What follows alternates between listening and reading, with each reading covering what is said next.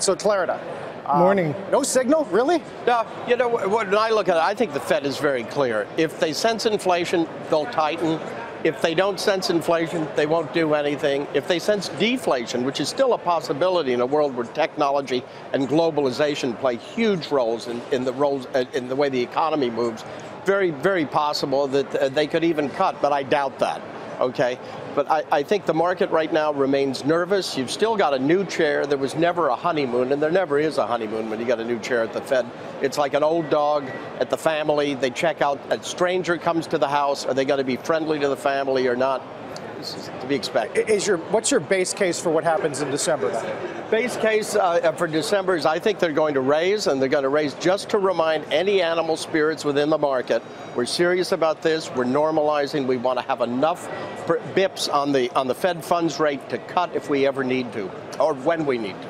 Tom, part of the Fed discussion is exactly what sorts of things the Fed should be incorporating into its decision-making process. Obviously, slowdown overseas, the potential for further trade frictions, what happens to the dollar in that scenario. So it seems as if the Fed was just focusing on the unemployment rate and, consumer price index in the U.S., they would be business as usual. What do you think those global concerns do to the Fed equation, though? Well, it's really hard for me to say that, or anyone to say that. I do agree that their primary focus needs to be data dependent. I don't think they cast a blind eye to some of these external events or issues that can create market shock or volatility.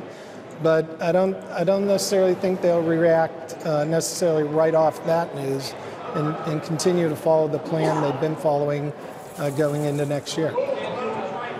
So what do you think the key swing dynamic is in markets right now, let's say, through the end of the year into the first quarter, if it's not going to be kind of navigating the Fed's intentions? Well, I think you have to look at Brexit and the trade wars and the summit coming up as having short-term impact on the markets. They will spike volatility, or if the news is unexpected. So I think there's a reactionary flow to the market. Ultimately, we look at really the long-term value of companies in the markets, and sometimes we look at the spike in volatility as a buying opportunity.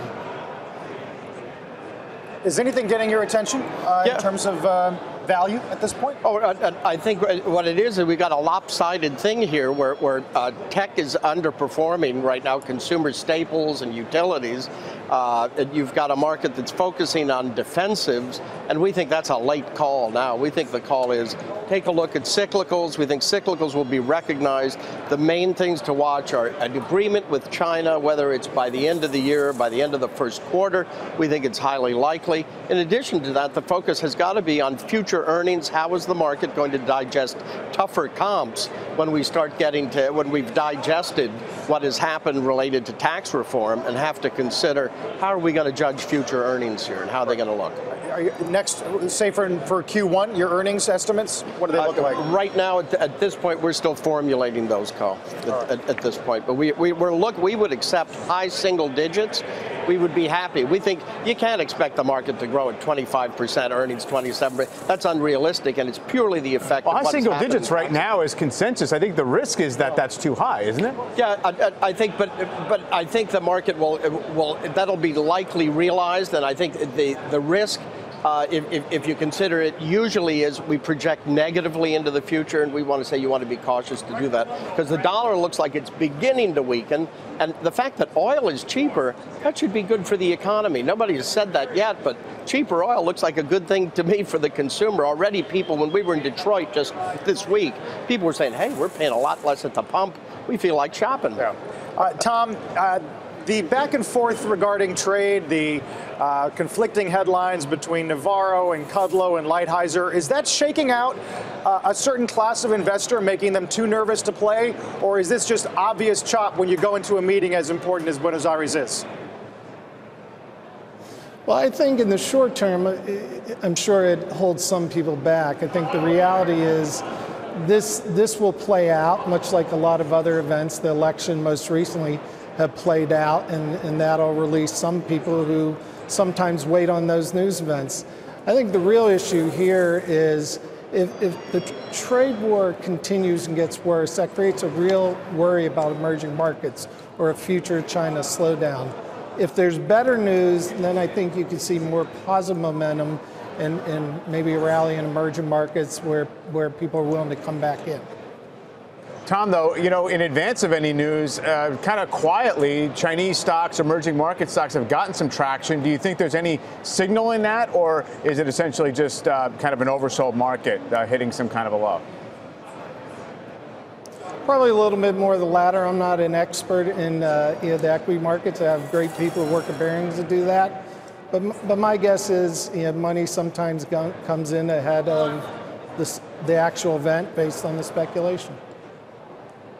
John, what are people saying about corporate credit, right? And comments, the likes of which we got yesterday from some big names that we're going to test it in ways we really haven't for a long time. Yeah, I think that's always a possibility, but so far, when we look at it, the default rates are not beginning to look like they're about to spike. You've got a good economy. We think, if anything, the tax reform creates liquidity for companies in higher earnings this year and into next year that could help offset the Fed's tightening or the effect of the Fed's normalization processes. The Fed pulls back liquidity from the market. The advantages from tax reform put a little bit more money in the bucket to take care of refinancings, meeting needs that might be challenged otherwise in a Fed hike cycle. But you think the market has the resolve to look past some downgrades if we get them? I think the market always has the potential for some drama, and it reminds us of the huge chasm between traders and intermediate to longer term investors who are 3 to 5, 7 years forward in what they're expecting.